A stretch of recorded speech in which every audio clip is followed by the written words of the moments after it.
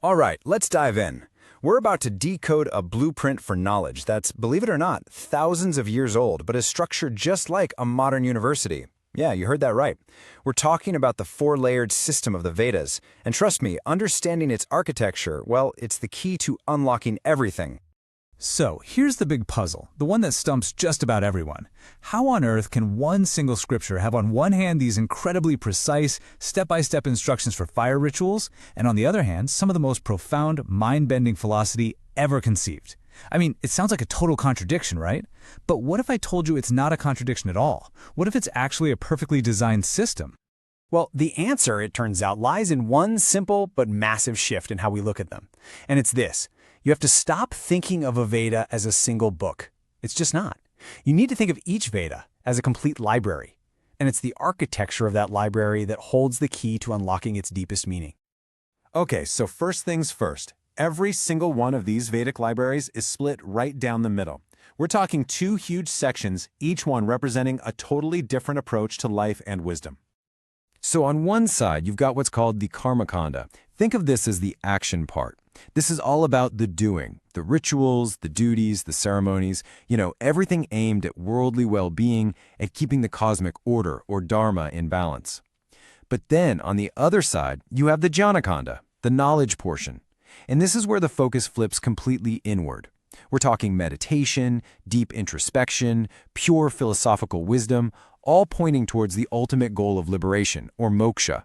So you see, it's action versus knowledge, two sides of the same coin.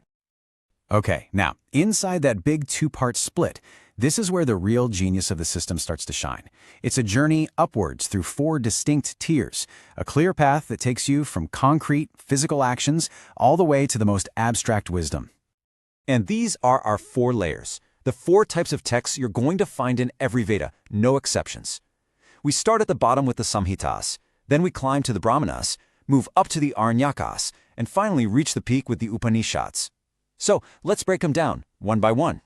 First up, we have the foundation, the bedrock of the whole structure, the Samhitās. The word itself just means collection, and that's precisely what it is.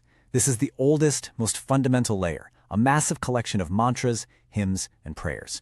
You could think of it as the raw, unfiltered data of revelation, the core sacred sounds. The easiest way to get your head around this, just think of the Samhita as the official hymn book. That's it. These are the core verses, the essential anthems that everything else, and I mean everything else, is built on top of. Okay, so you've got your hymn book. Great. But now what? What do you actually do with these hymns? Well, that's exactly where the next layer, the Brāhmaṇas, comes in. These are practical prose texts, and their job is simple, to explain what the hymns mean and give the priests super detailed, step-by-step instructions on how to perform the rituals perfectly. So yeah, think of it as the ritual instruction manual. The relationship is crystal clear. If the Samhita gives you the what, the hymn itself, the Brāhmana gives you the how.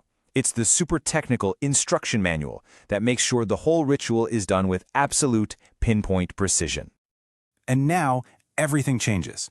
We get this massive pivot in focus with the Āraṇyakas, the legendary forest texts. These were written for hermits, people who had retreated from society to meditate. And with them, the central question shifts completely. It's no longer how do we do this ritual, it's now why do we do this ritual? What does it all mean?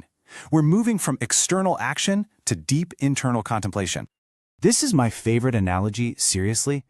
Think of the Āraṇyakas as the R&D lab of the whole tradition. It's perfect. See, while the Brāhmanas were all about following the established procedure, the sages in the forest were like researchers, digging into the deeper, symbolic meaning behind those exact same rituals. They were basically reverse engineering the how to discover the philosophical why. And all of that intense R&D, it leads us to the summit, the final, ultimate layer, the Upaniṣads. They're also called Vedanta, which literally means the end of the Veda. And this is the absolute peak. We're talking profound, philosophical dialogues that wrestle with the biggest questions of all. What is the ultimate nature of reality, of Brahman? And how does it relate to our own individual self, the Atman? So this is it, the grand finale, the final thesis in advanced philosophy class. The Upanishads leave ritual and even symbolism behind and launch into pure, abstract thought about the nature of existence itself. It's the doctoral dissertation at the very top of this entire Vedic library. All right, we've seen all 4 layers. Now let's put it all together. This is the aha moment, where this ancient structure is going to click perfectly into place with an analogy we can all understand today. Just look at this. The entire 4-part journey is a mirror image of a university education. It's amazing. Your Samhitās, those are your freshman 101 textbooks, the core stuff you just have to know. The Brāhmaṇas, they're your detailed lab manuals, showing you exactly how to do the practical work.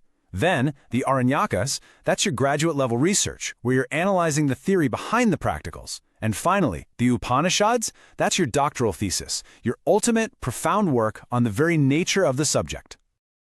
So, okay, that's a cool system. But, so what? Why does this ancient blueprint matter today? What is the ultimate point of this whole incredibly organized system? Let's wrap this up. The key thing to remember is this. The Vedas aren't just books. They are complete libraries.